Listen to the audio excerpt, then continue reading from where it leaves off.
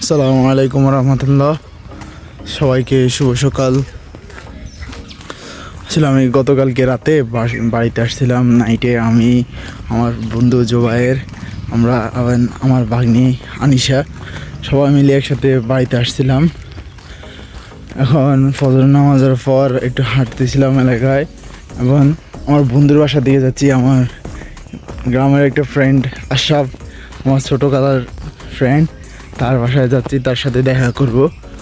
তো গ্রামে হাঁটতেছিলাম, আসলে বহুত দিন পরে গ্রামে হাঁটতেছিলাম। এটা শান্তি পাচ্ছি হচ্ছেন। আসলে এই শান্তিটা এমন একটা জিনিস যেটা আপনার কাছে যদি লাখ লাখ টাকা থাকে আপনিও কিনতে পারবেন না।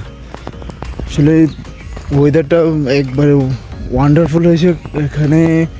একদম শীত পড়তেছে, তারপরে ফাঁকি আছে, ফাঁকিগুলো ডাকে, কিচিরমিচিরগুলো করতেছে।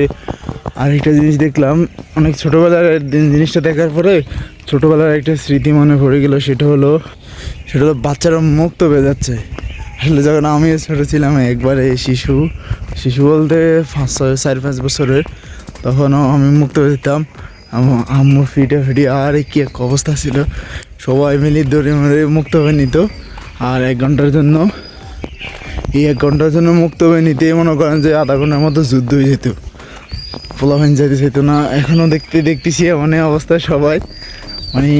সবাই একই রকম, মুক্ত হয়ে যাওয়ার দৃশ্যটাও অনেকেই যারা শহরে বড় হয় তারা হয়তো এটা অনেক টাইমে মিস করে, কারণ শহরে এইসব পরিবেশ নাই। শহরে মনে করেন যে আপনি বাচ্চাকে রেখে দিচ্ছেন, ওই জায়গায় কোনো সেফটি নাই, কোনো হেলথ কোনো ইস্যু থাকতে পারে, বা বাচ্চা মিসিং হয়ে যাওয়ার পসিবিলিটি আছে অনেক ক্ষেত্রে। আর গ্রামের বিষয়টা হলো এখানে সবাই একত্রে বসবাস করে। গ্রামের স্ট্রাকচারগুলো অনেক সুন্দর, কারণ এখানে যে মানুষ ধান চাষ করতেছে,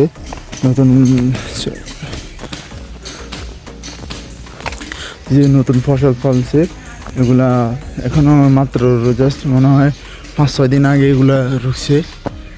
এরকমই যখন ছোটো ছিলাম তখন নানাদের ক্ষেত ছিল, ওখানে করতাম, নানার সাথে ধান খেতে যেতাম। জ্বালা বলে এটারে, আমাদের এদিকে জ্বালা তুলছিলাম।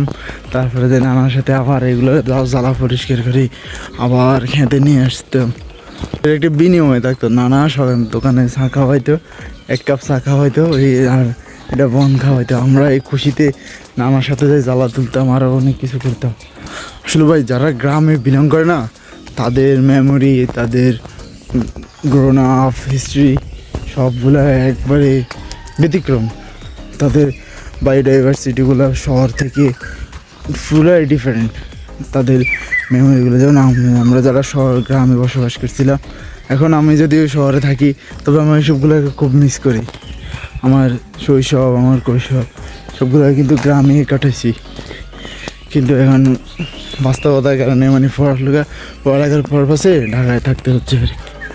যে এখানে একটা সকাল একবারে ফজরের পরে দোকানটা ওপেনিং হয়েছে, কিন্তু শহরের মধ্যে এখনও সকালে হয় নাই। ওরা দোকানগুলো দেখি সকাল ওনাদের কাজ স্টার্ট হয়ে গেছে। আরেকটা জিনিস দেখছিলাম, আমি যখন টাঙ্গাইলে গেছিলাম বন্ধু মাহাদির বাসায়, ওদের এলাকাটাও সেম, একবারে সকাল সব কিছু স্টার্ট হয়ে যায়। দেখি অনেক ভালো লাগে। আসলে শহরে তো আমরা মাত্র আমাদের সকাল হয়, যারা অফিসে যায় তাদের তো সকালে উঠতে হয়, আর তাদের অফিস নেই তারা তো একবারে আল্লাহ নামরে 11টা-12টায় ঘুম থেকে ওঠে। আসলে ভাই, ভিউটা না অনেক জোশ। আর এখন অলমোস্ট আশরাফের বাড়ির কাছেই চলে আসছি, যার জন্য আসা এই চাটকেল থেকে এখানে পর্যন্ত আসছি। সামনে আর দেখা হচ্ছে চার জন্য, যে টাউটের জন্য এতক্ষণ অপেক্ষা করা, এই টাউট আসতেছে দেখেন, ঘন্টার মতো অপেক্ষা করছিলাম। এবং ওই যে মাদার, এ হইলো আমার বন্ধু আশরাফুল ইসলাম ওরফে সালমান ফার্সি। ভাই, আপনার পুরো নামটা বলেন ভাই। আমার নাম আশরাফুল ইসলাম সালমান ফার্সি। ভাই আগে আমাদের সাথে, আমার বন্ধু আগে আমার সাথে মিল্লাতে পড়াশোনা করছিল ঢাকায়, বাট বন্ধু গ্রামে চলে এসছে, একটা বিল্ডিং বানাইতেছে, বন্ধুর বড় লোক হয়ে যাইতেছে। এখন রিচ ফ্যামিলির লোক, আমি একদম মতো গরিব ব্লগ করি। ভাই দেখেন ভাইয়ের সাথে একটা শিডিউল নিলাম যে ভাই আমি একটা ব্লগ বানাবো, এখন ভাইয়ের সাথে আসলাম, ঘুরতে গেছিলাম। এখানে আসলে গ্রামের ভিউটা না অনেক জোস, আসলে এই জন্যই ভাবি আমি গ্রামের মানুষ এত সুস্থ কেন। এই দেখেন গ্রামের ভিউটা জাস্ট ওয়া, ঠান্ডা, অনেক ঠান্ডা, অনেক কুয়াশা। মানে এইসব ভিউ শহরের ফলাফাইন মানে জীবনেও হয় না ভাই, সত্যি বিশ্বাস করেন। এইসব ভিউ মানে কী কমু, 7টা বাজে ঘুমাতে উঠে, যেমন আমি নিজেও 7টা বাজে ঘুমাতে উঠতাম। এখন আজকে বাড়িতে আসলাম, বন্ধুর সাথে একটু দেখা সাক্ষাৎ হইতেছে, একটু পরে আমরা নাস্তা খাওয়া দাওয়া হবে। ভাই আর কত, ভাই আর কত, এবার একটু বিয়ে কর। ভিডিও মেতে এটি রাইস না, কারণ কোন সময় কার কাছে ভিডিওটা চলিস।